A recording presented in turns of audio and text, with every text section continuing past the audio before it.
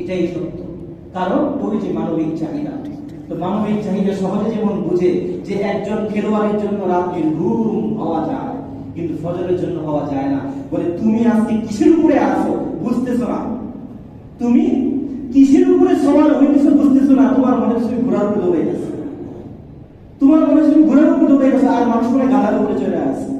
ইদান কাশাফাল গুবার আফরাসুন রিজিলিকা আবিমা, আরবিতে প্রবাদ বাক্য আছে, ইদান কাশাফাল গুবার আফরাসুন রিজিলিকা আবিমা, বলে ঝড় গুলো যখন থেমে যাবে, এখন তো মরুর ঝড় কিছুই দেখা যায় না, সবাই ছুটতেছে তার তার মতো করে, আর সবাই মনে করতেছে আমি মনে হয় আসি ঘোড়ার উপরে, সবাই ঘোড়সওয়ার ভাবতেছে নিজেকে। কিন্তু একটা সময় কি হবে, এই ধুলাবালি সব থেমে যাবে, পরিষ্কার হয়ে যাবে, তখন তুমি দেখবা আরে আমি তো জায়গা মতো পৌঁছাতে পারি নাই, তখন তুমি বুঝবা তোমার নিচে গাধা আছে না ঘোড়া আছে। বলে ওই ইদান কাশাফাল গুবার হইতে কতক্ষণ দেরি, বলে এখন যতই আমার মনে হোক এই রঙিন দুনিয়া, যখনই মালাকুল মউত এসে যাবে, ইদান কাশাফাল গুবার, এই ধুলাবালি সব থেমে যাবে, তখন আমি দেখবো আমার নিচে গাধা না ঘোড়া। আমি ঘোড়া মনে করে দৌড়াইতেছি, চলে যেতেছি আর্জেন্টিনা, চলে যেতেছি ব্রাজিল।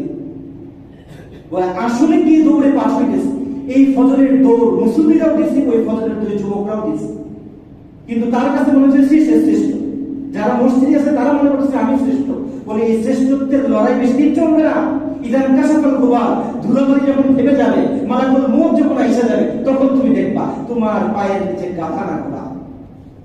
কিন্তু সত্যিকার অর্থে হে যুবক, সময় আছে, এখনো যদি ঘোর করে চিন্তা করো, তুমি এখনো বুঝবা তুমি গাধার নিচে অথবা ঘোড়ার নিচে আছো।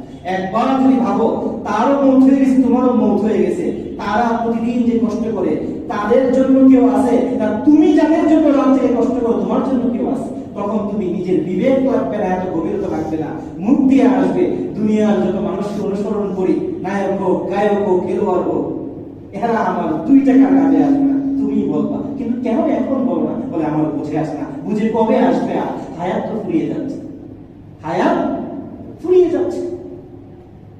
বলে হায়াত ফুরাবে, এটা কেমনে বুঝবা?